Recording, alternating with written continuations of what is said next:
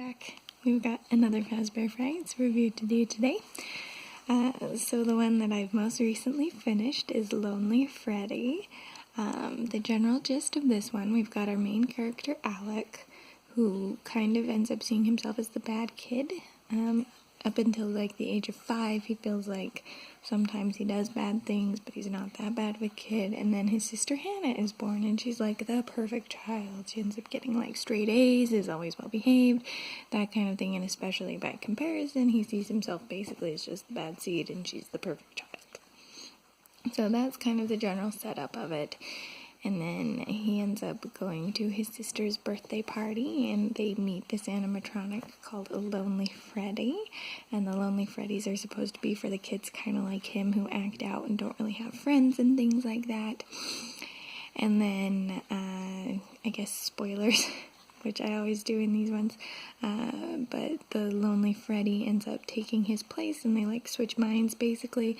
And then the Lonely Freddy goes off and is a well-behaved Alec, and Alec ends up being thrown in a dumpster with a bunch of other kids who have been turned into Lonely Freddys.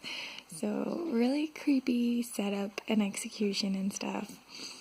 There was a mild bit before we got to the full horror stuff where it did feel a little long, but this one did better in the build up to it, even without the like actual animatronic stuff, because of kind of the bad seed element that was going through it.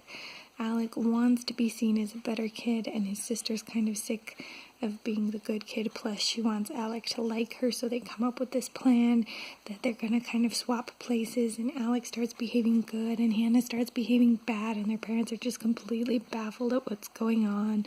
And so that element of it was really well done too, and helps build kind of why the Lonely Freddy stuff ends up happening later, because Alec, while he is working with his sister, is also under the impression the entire time that she's trying to play him somehow, that she's got some big plot to make him look bad ultimately.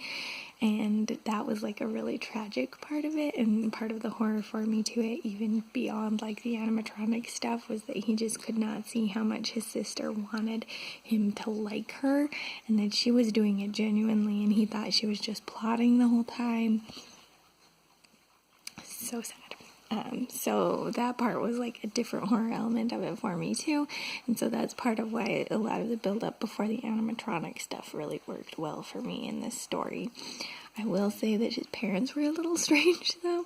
I mean, not that like parenting books are bad and stuff, but since he's kind of been the bad seed growing up, they've done all kinds of different like parenting books and tried all these different methods to get through it, and none of them have seemed to work.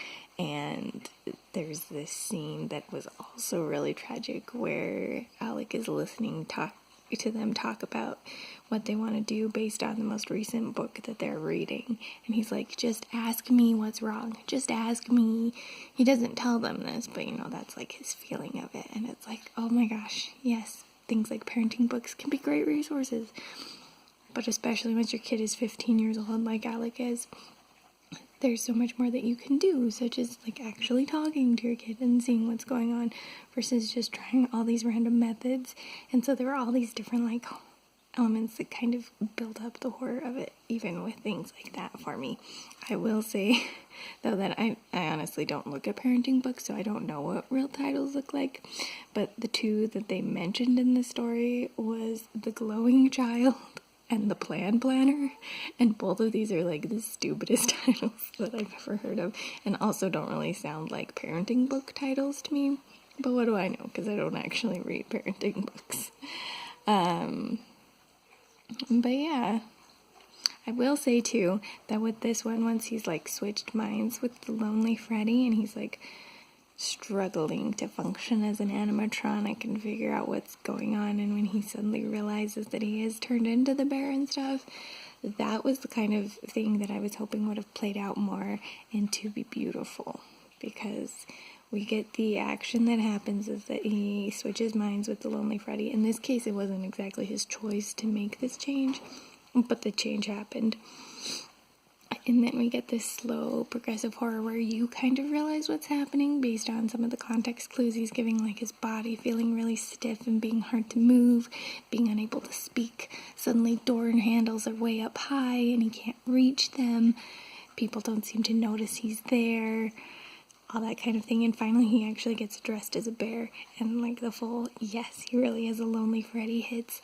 And oh, it was so good. It was so good. And it was definitely, like I said, the kind of thing that would have been good in To Be Beautiful, where it's not just like all of a sudden her necklace comes off and she has to deal with the repercussions of it for a second, but then she gets back to the animatronic and then is just a heap of junk. It just went a little too fast in To Be Beautiful, but the pacing of it felt really good here, especially with not only the horror of him being a lonely Freddy, but then the added horror of he got puked on by a kid at a party, and so he's basically trash, and an employee comes and throws him in a dumpster with a bunch of other kids who've had the same thing happen to them, and it's terrifying and perfectly done, and I really loved the ending of this one and how it went. And like I said, there were just kind of all these elements throughout that just felt like this building of this even just regular everyday horror until you get to the animatronic switch stuff. This one was really good too. I don't know if I'd say I liked it more than Fetch or not, but it was a really good one. So I highly recommend reading this one too. Have you read Lonely Freddy? Did you like it? What were your thoughts?